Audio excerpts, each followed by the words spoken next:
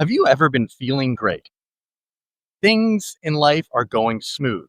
You're feeling confident. You're feeling focused, maybe even peaceful. And then, out of nowhere, bam, the energy just drops out of you like someone pulled the plug. Like suddenly you're drained, you're confused, you're maybe even a little bit anxious, and you don't know why. Like someone walked in, sucked the life out of you, and left you feeling like a ghost of yourself. If that sounds familiar, stick around because I've been there. And today we're going to talk about exactly what's going on. Hey there.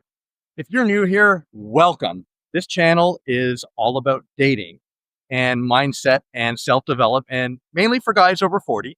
So if that sounds like something that you're interested in, please do hit the like and subscribe button. And please do drop a comment below. Look, I am brand new to YouTube, brand new. So it means a great deal that you're here. And I just love having these honest conversations, interact and chatting directly with you.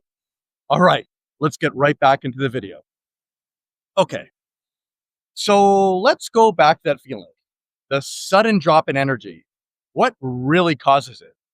Well, if you're like me, you might notice it's not just random.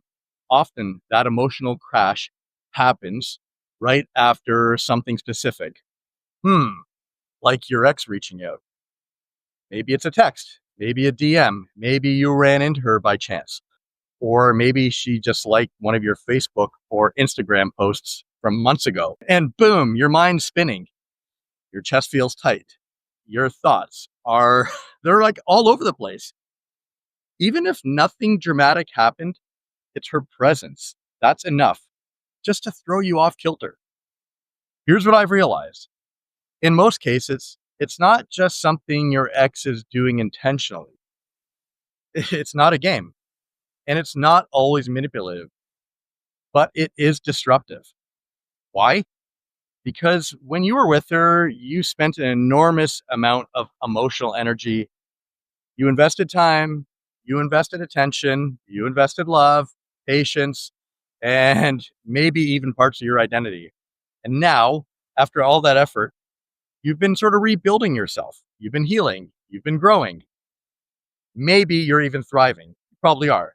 But that little ping of contact, it pulls you right back in there. Not to who she is now, but to who you were back then and that version of you. Let's be honest, you might feel tired, depleted, even lost. Some people call them energy vampires. But again, I don't think most exes are intentionally doing this. It's not always out of control or revenge, more about reaction. You feel zapped because your brain is suddenly reprocessing old pain, old patterns, old hopes that didn't work out. Man, it is exhausting. It's like reopening a wound that was finally starting to close. Man, that's painful. You spent so much time trying to fix or figure out the relationship that now, when she shows up again, even subtly, your system kicks back into overdrive, and that's the cost. Well, so what do? Honestly, you cut contact, cold turkey. No checking her texts or social media. No wondering what if she's changed. Because here's the truth. Even if she has changed, you're not the same guy either. And it's your energy that you need to protect now. Not the relationship or past relationship, not her feelings, your feelings. Think of it this way. You're not being rude. You're actually being respectful to yourself. You've got one tank of gas each day. Do you want to spend it moving forward, or do you want to waste it on a detour that's already drained you 100 times before?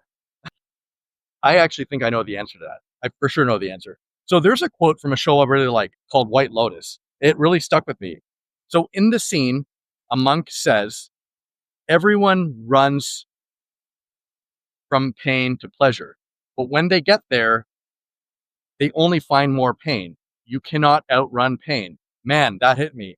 Because what do we think when an ex shows up? We think maybe this is a closure I need. Maybe now it'll be different. Maybe I owe her a response.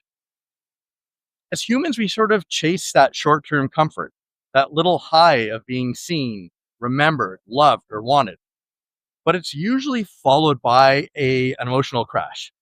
That's the pain we couldn't outrun. And that's what that monk meant. So here's the real challenge. It's not just about avoiding your ex. It's about facing your own stuff. Why are you tempted to respond?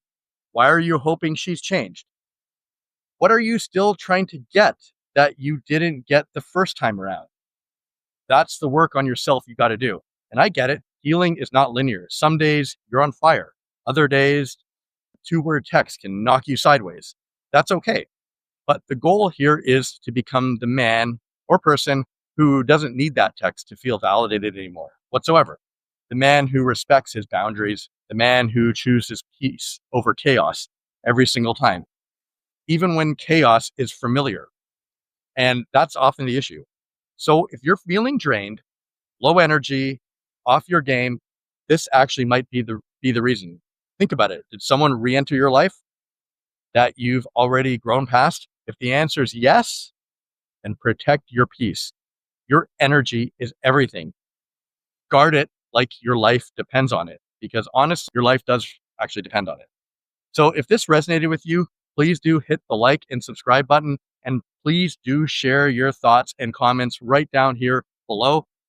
Have you ever felt this energy zap after an ex reached out? Because I know I have many times. And how did you handle it? Thanks for watching, everybody, and I look forward to seeing you in the next video. Have a great day.